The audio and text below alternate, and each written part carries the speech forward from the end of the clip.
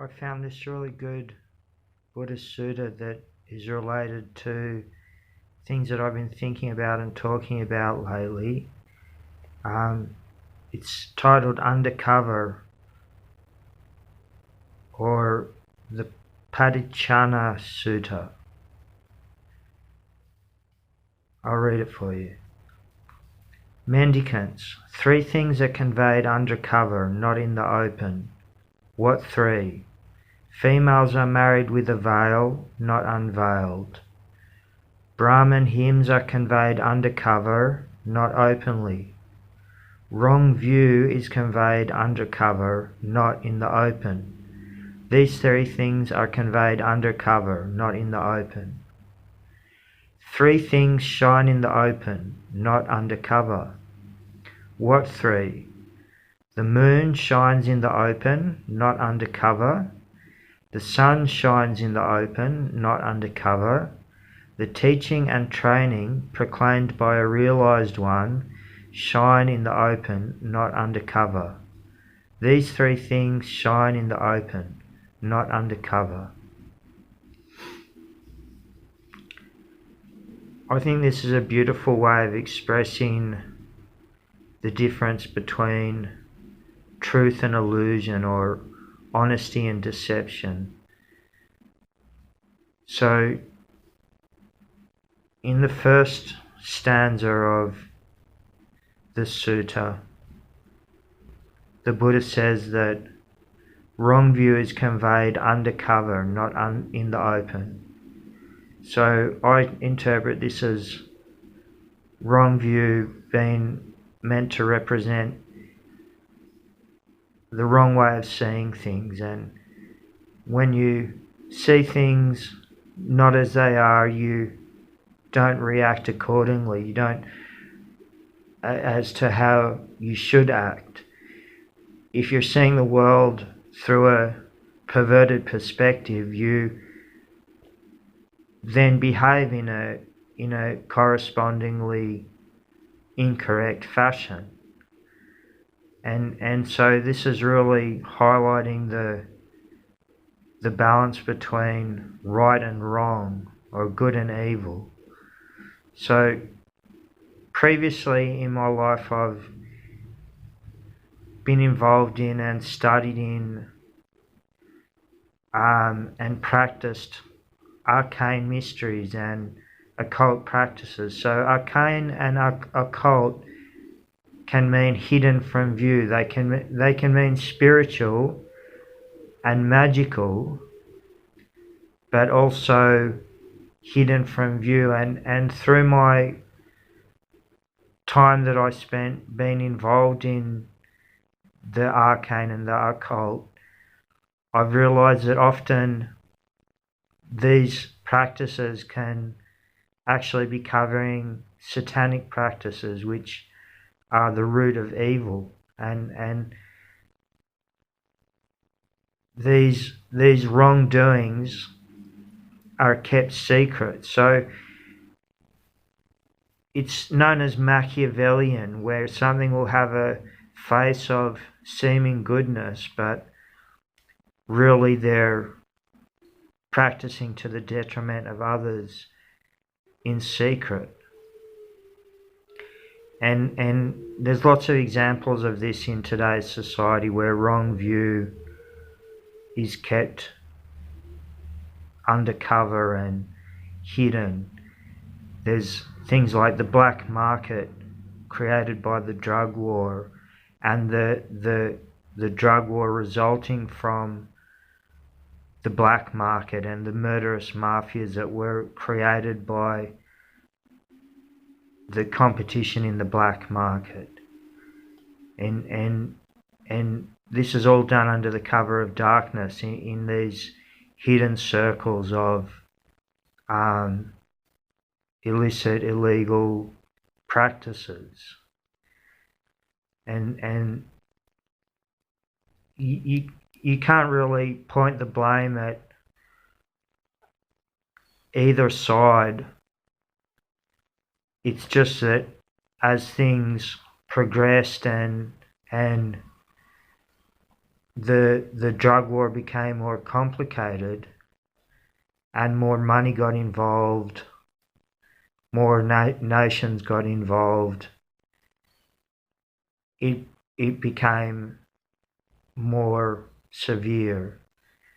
And now you're seeing things like, if you watch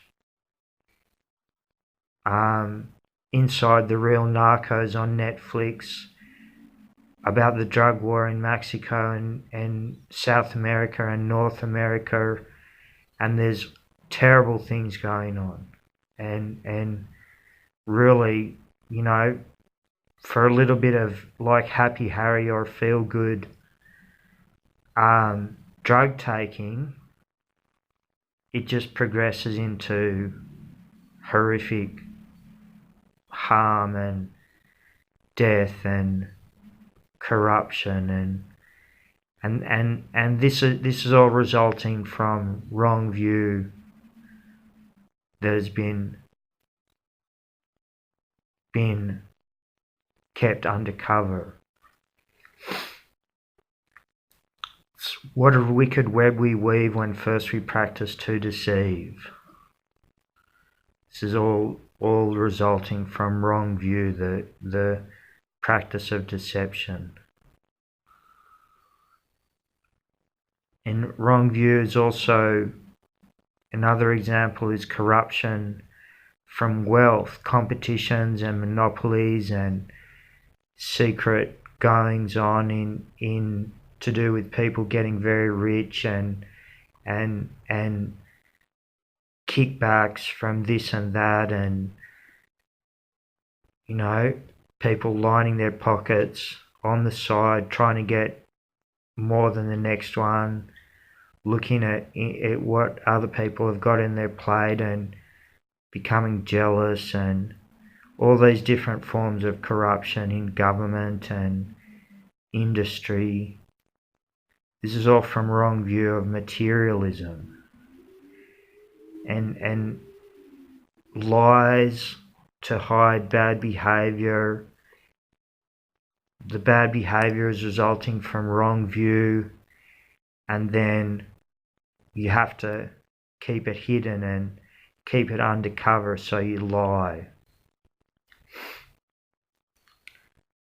Things like espionage and spying that are related to the arms race and the war machine, and really serious international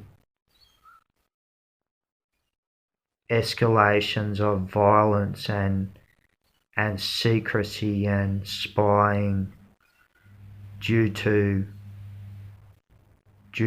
things like greed and competition. That's some really heavy things that lead from wrong view and not practicing non-violence in a global format. Though there are things that are kept undercover that you can understand why these things are hidden, like in the stanza of the sutta that the bride is married with a veil. This is, you know, a simple ancient practice to preserve modesty and chastity, but you know, even that can go too far, where you see in Middle Eastern countries there's heavy duty oppression of women to keep them under male control and veiled all the time, and you know, that's where it's gone over the top. But in its basic, simple, archaic form, you can understand it. So which is similar to the Brahmin hymns that are kept undercover. This is related to hymns and prayers that are kept secret because they're sacred. So the secret sacred traditions are found in many cultures around the world, and secret sacred can also be included in occult circles, but there's the balance of good and evil found all the time, where you've got to be able to judge for yourself if something is secret because it's been undercover due to wrong view, or something's secret because it's sacred and the holy men don't want it to be defiled by people who aren't aware of the correct procedures to maintain the sanctity of certain spiritual practices or traditions. So there's always a balance of good and evil, light or dark, white magic and black magic, that you have to be aware of to maintain your right view, to be aware of what wrong view is, and to be aware of what should be kept undercover and what should be out in the open. So the Tathagata's Dharma, the teaching of the realized one, the Buddha, is said to be in the open. It's truthful, it's encouraging truth. It's very similar to white magic in its basis of ahimsa or non-violence. That white magic from the Western tradition is the witch's creed is harm none and do as thou wilt be the law. So there's some deep similarities in the ancient sacred practice of non-violence, and you don't have to hide this. You can tell it truthfully. Whereas Mara, the devil of the Buddhist tradition, or Satan, which is the devil in the Western and Middle Eastern tradition, that's finds its roots in the hell realms, and that's involved in black magic and is basically corrupt and deceptive and evil.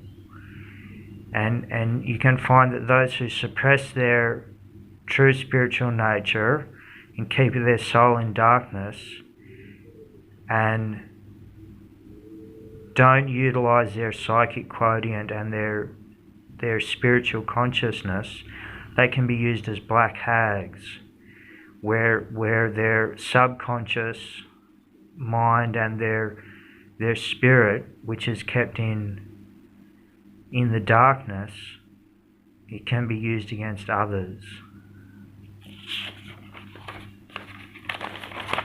But if there's one thing that is impossible to corrupt in this reality, on this plane of existence, it's the light of the sun and the moon. The sun and the moon are the true celestial markers, and they're the same for all, irrespective of circumstances.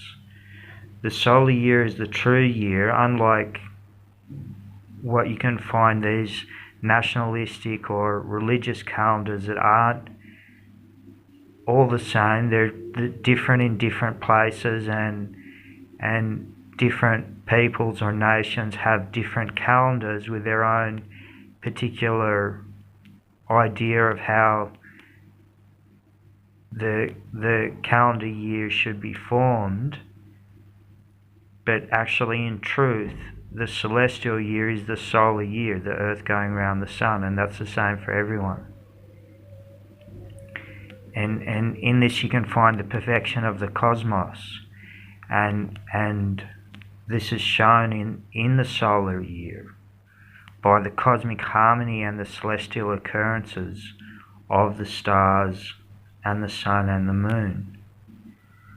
And for example, like last solstice, when the full moon and the summer solstice sun aligned on the same day, that was a cosmic harmony. It was a beautiful day, yet people were on the most part oblivious to it because they were caught up in these formulations and these routines